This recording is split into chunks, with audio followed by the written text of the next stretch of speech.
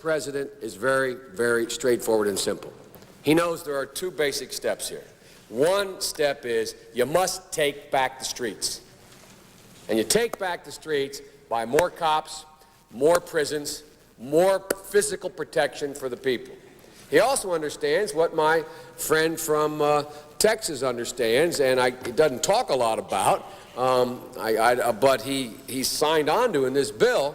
He also understands there's a need to keep people who are first-time offenders, who are nonviolent offenders, or who are potential first-time offenders who haven't gotten, I yield myself an additional 3 minutes, who in fact are people who are getting themselves into the crime stream for the first time, that they should be diverted from the system.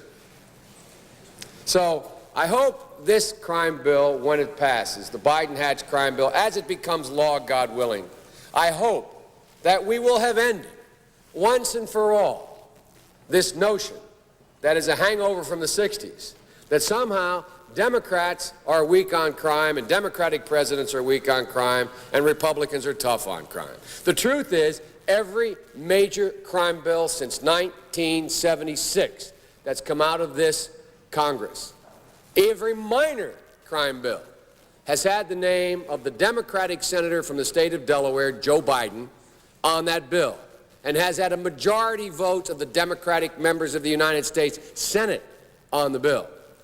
So one of the things I want to do in addition to end the crime is end the political carnage that goes on when we talk about crime. Crime is not Democrat or Republican. Making the streets safe is not a Democratic or Republican issue. This is one of those issues I hope this passage of this bill will be taken out of the gridlock category and moved into an emerging consensus. And the consensus is as follows, and I will cease when I finish this statement. The consensus is, A, we must take back the streets. It doesn't matter whether or not the person that is accosting your son or daughter or my son or daughter, my wife, your husband, my mother, your parents. It doesn't matter whether or not they were deprived as a youth. It doesn't matter or not whether or not they had no background that enabled them to become socialized into the fabric of society. It doesn't matter whether or not they're the victims of society. The end result is they're about to knock my mother on the head with a lead pipe, shoot my sister, beat up my wife, take on my sons. So I don't want to ask what made them do this. They must be taken off the street. That's number one. There's a consensus on that. The Democratic chairman of the Judiciary Committee, the Democratic president of the United States of America, the Democratic Attorney General, the Republican leader of this effort, Senator Hatch, the Republican senator from Texas, we all agree on that. Now, we can find some fringe folks in the study groups on the right wing and left wing, libertarians and left-wingers in my party who say, no, that's not what we should do. But politically, that consensus has been arrived at. I acknowledge there was not that consensus in the 60s. There is today.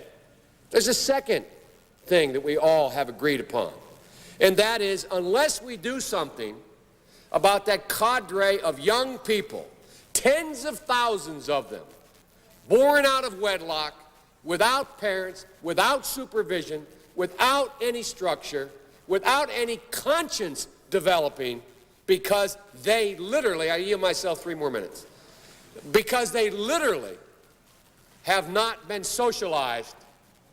They literally have not had an opportunity.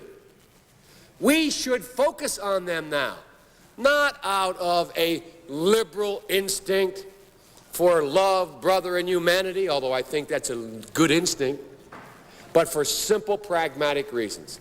If we don't, they will, or a portion of them will, become the predators 15 years from now. And Madam President, we have predators on our streets that society has, in fact, in part because of its neglect, created.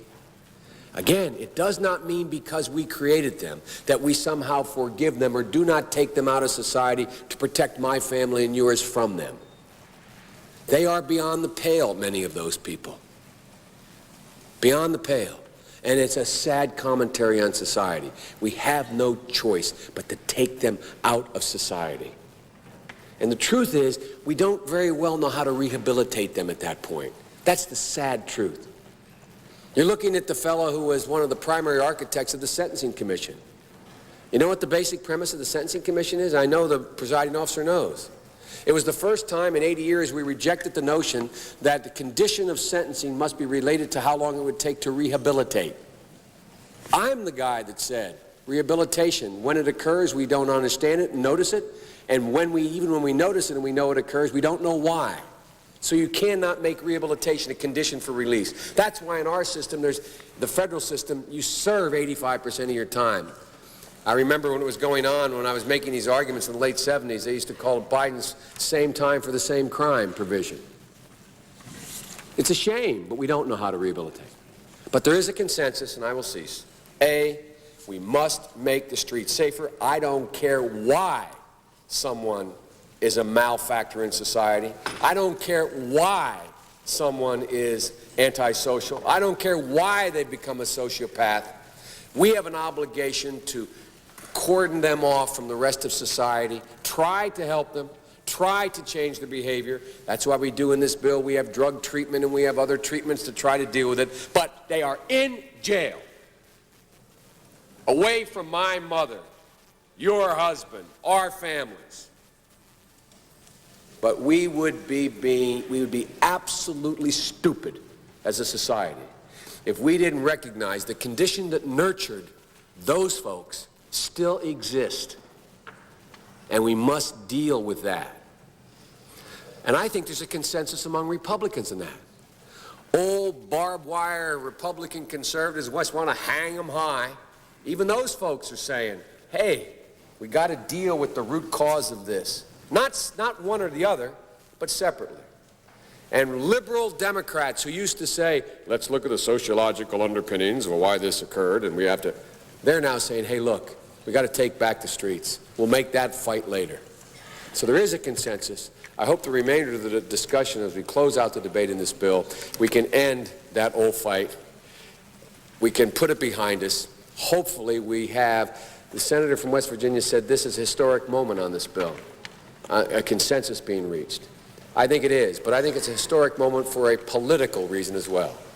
Hopefully we will end the discussion about whether or not